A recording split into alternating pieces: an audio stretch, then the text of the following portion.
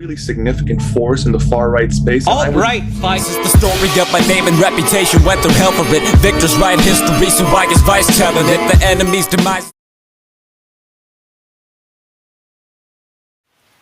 Slavo Ukrainia. My name is Mclellan. I'm a Azov veteran, Mariupol survivor. Proud member of Azov Division.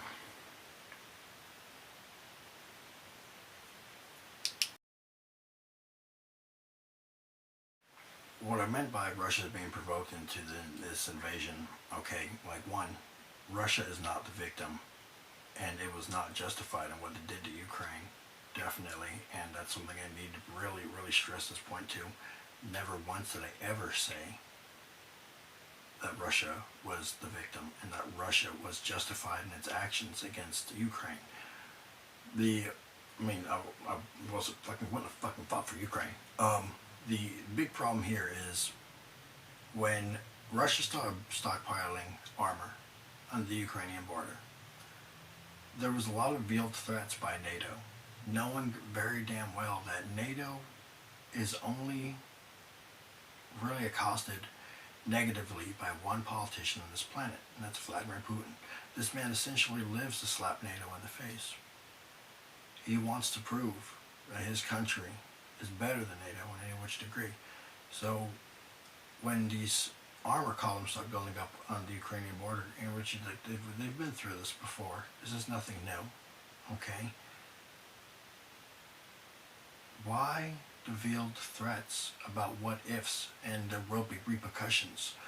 That is my point of being provoked. You essentially said, you're not going to hit this kid without us jumping in, okay? And if you even dare hit this kid, we're going to destroy you, or just insert anything else into this black mystery box. And that's what I mean by Russia was provoked.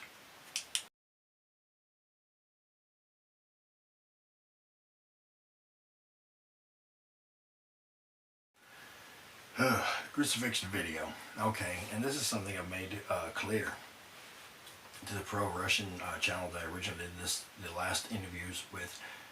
The crucifixion video, it is real in the essence that, I guess, it is real people doing real things with a cross, okay?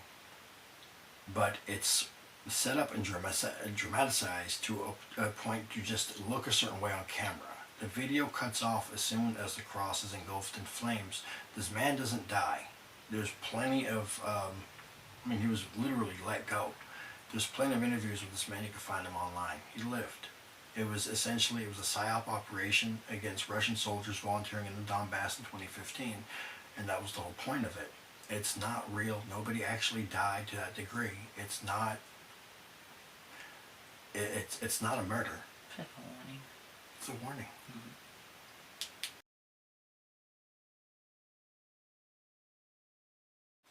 This is the biggest thing I've done wrong. Okay. They have consistently made videos and posts about me, and specifically me, asking me to come forward and try to contact them. And when I was judging the channel originally, Juan sent a video, whatever it might be, I didn't, he's not too far biased. I didn't really take him as a straight Kremlin, KGB, good versus evil propaganda, And it took me seriously as a veteran. Truth to Power did. I don't know who Juan was. I didn't really understand where the difference between them two were, or if they're the same guy. So when you're talking to somebody new, you're always able to kind of like regress a little bit and try to get down to their level as people. You find commonalities, and I felt like it was really easy to do that with that guy. My biggest mistake from day one was accepting the IZTV interview, and this is before the Azov defenders were released. Okay. For those who don't even know about that, it's just like the guy met up with me, and it wasn't that bad.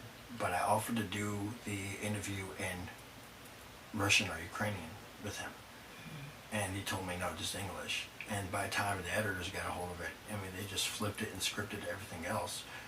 So Why I went back to an individual independent source, I do not know. But the biggest callous of all these events I should have really participated is just like in the case of the IZTV interview, RT, Russia Today, hijacked the interview I did with Truth to Power and Juan. And they also hijacked my original interview I did with Ren TV. Now, in this case, it wasn't that taken out of proportion. It was still bad, but it's just like, whatever, you know what I mean? But when Pravda hijacked the interview, this is where it got bad, because this is where it just touched into everything misconstrued and mistormented and just pounded straight statements at me that were complete false.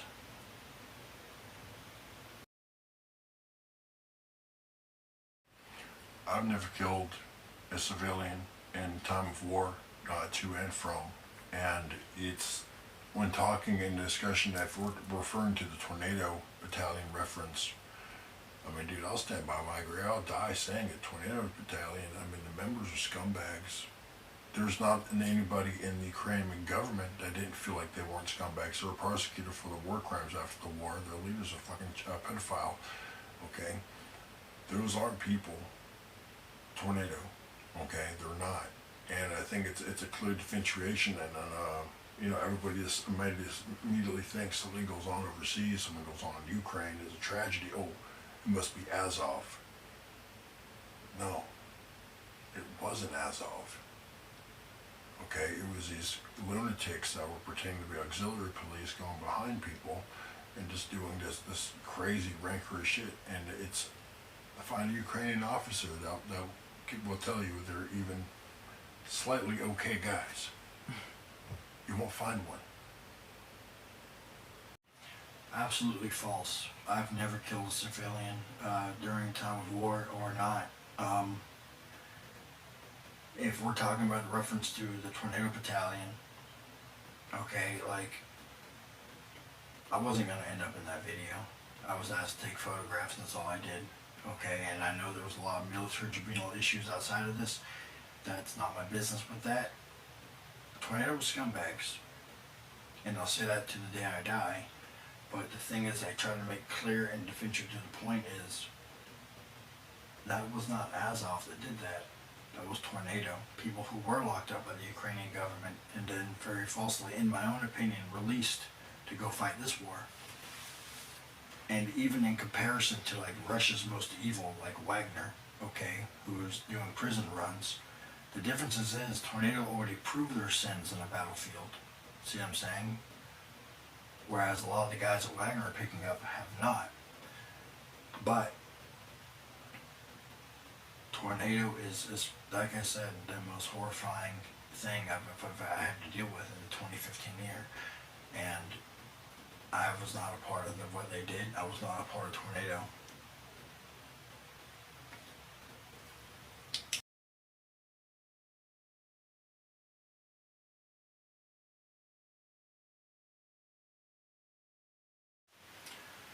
Well, one had posted about me previously, several times, and I think my last straw on that, because you know I use Twitter for a lot of trolling.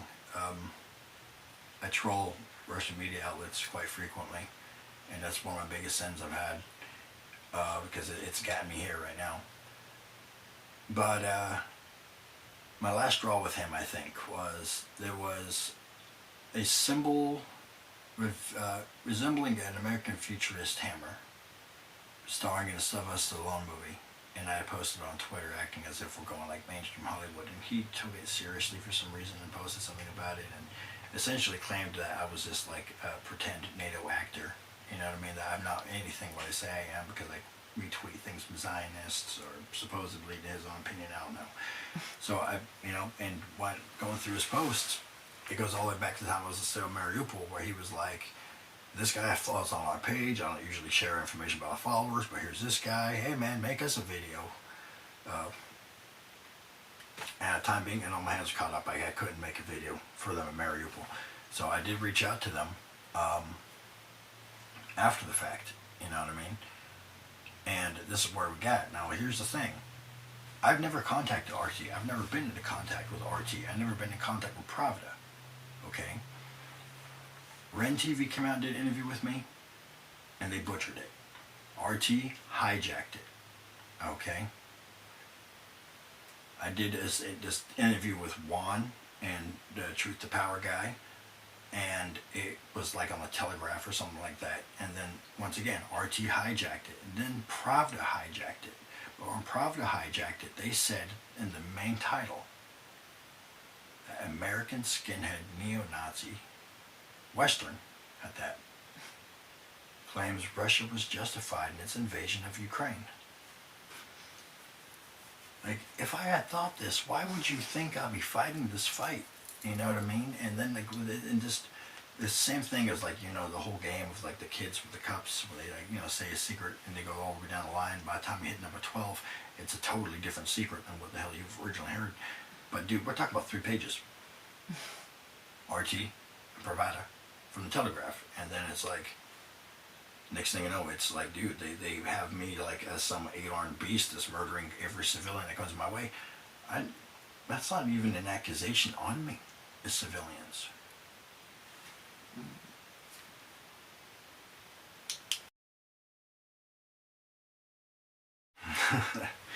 I mean, I think we're going with the Donald Trump statement, original statement about the Republicans at this point in time. Those people were broadcast anything without fact checking. I mean, even with the Telegraph interview, I deliberately said some things out of place, and I don't feel like it was fact checked. You know, like 2014 to 2015, he never caught it. He never caught that. The battles in the Donbass war weren't until 2015. You know what I mean? There's no, I mean, granted, I mean, like, that might even have been an accident on my behalf. I don't know. But at the end of the day, like, reading my own article and I'm looking at this, I'm like, oh God, you know, why didn't you proofread that? Why didn't you check it? You know what I mean? And why didn't RT check it? And why did Pravda go out with the whole left field with it? The inaccuracies on this are just like, wow, out of control. And I try to tell everybody, this war isn't just black and white. And, you know, my own side of, you know, Zelensky, my own opinions of President Zelensky aside, there's not a lot of friendly shit that goes on behind the curtains on both sides. So when we're talking about media, okay, media is obviously going to be the first soldier in line, because the first soldier in line has to cause the first casualty. And the first casualty of war is truth. Okay? And the Russian media really does its part on just trying to slay truth. But you know, when you're slaying truth, make sure you're good at it. Those retards will literally publish anything between saying I've got internet access in prison for good behavior, which is madness. That's not how that happened. Okay?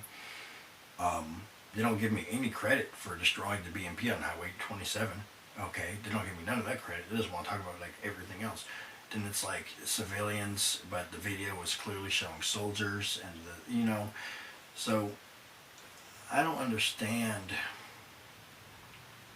what crowd they're really just trying to appear to. If they're just going to throw a boneface photo, one that predates, you know what I mean, like recent times by any which means, back when I still only weighed like 150 and I still going to, you know, arsenic, blood poisoning and shit.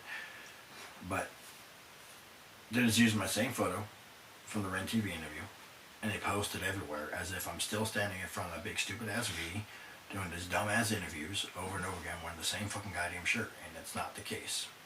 Those morons will publish anything.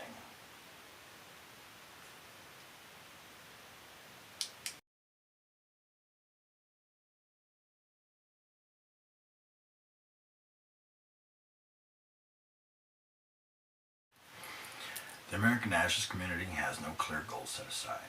They don't know what they really want. And, okay, man, we get into a lot with this question alone, because I get this absolutely all the time. And this is actually one of the more accurate things that have actually been portrayed about me, is me vocalizing this. A Ukrainian nationalist, this simply doesn't want communism to starve their people out all over again. A Ukrainian nationalist is like this Ukrainian people by themselves, they seem really harmonious and they seem really just in touch with their heritage, even their pagan roots, you know what I mean? It's something that's not really replaced by like, you know, the Orthodox Church or anything like that.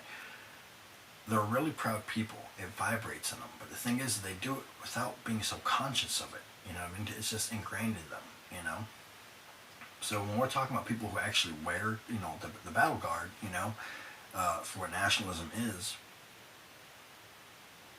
it is somebody who's not doing it for a look, for an image. It's somebody with a clear-cut goal.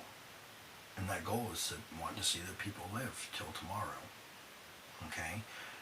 The goal is to form a just proud, stable family unit to where, you know what I mean, they can just pretty much preach his doctrine that the land that you live on, your ancestors once lived on. And the footsteps, every footsteps your ancestors had to take in a certain path is what caused your creation to come forward. And you don't know about their struggles, you know what I mean? But the thing is without this essence, you wouldn't have ever come into fruition. Whereas the American nationalist scene, like gangs against each other, drugs, moronics, just like, you know, dude, how can you possibly sit there and, okay, like where do I start with the American nationalist scene? I mean, you got, just look at the different forms of politics we have here, okay? The Southerners, the National Socialists, the White Nationalists, the third position guys, or the, you know, these New Age pro-Russian guys for some reason, like AGP or Nick Fuentes or whatever those lames are that can't fight me for nothing. Like, those, none of these groups are allied. They don't even attempt to ally. They just have to point the finger at each other and then they scream government at the top of their lungs, okay? Whereas in reality is, all these armchair warlords aren't doing anything but blogging. They're not doing nothing. There's no assembly. They're just LARPing, okay? Really, let's be real. They want to be, the ones I see LARPing the hardest, especially in places like Telegram, really just want to be like Adam Waffen, or just want to be like Misanthrope, or just want to be, you know, something that is right in front of you, man. But you can take it, and you can make this happen, but you don't. Instead, you want to put on my fucking mask as a face or whatever and stand in front of a mirror and take pictures in a tunic and act like that you're some kind of SS group my balls viewer. Like, it's retarded. It's literally stupid. It's embarrassing. Whereas the Ukrainians, okay, I see a swastika here in the United States. It's getting to a point where I don't see my beliefs or my representation of the sun are 3 times or 4 times 90, okay? If I see a swastika in Ukraine, I think of the power that comes from our heritage, and I think of one other thing, the cancer of Bolshevism, and how we can never let it step foot over here again. Because Bolshevism sounds great on paper, but the thing is, it was written in the blood of Ukrainians. And that is the true difference. The Ukrainians know what it's like to be war-torn and hurt. Americans don't. I mean, the last war that happened here, we were still lining up in lines and shooting at each other with fucking muskets. See what I'm saying? Meanwhile, I mean, dude, since we've been talking, you don't ever know how much cruise missiles have hit Kiev. You know what I mean? Just as we've been talking, kids are dying, people are dying. This is war. So that's the difference between the American nationalist and the Ukrainian nationalist. The real ones have gone home. They know where Valhalla is.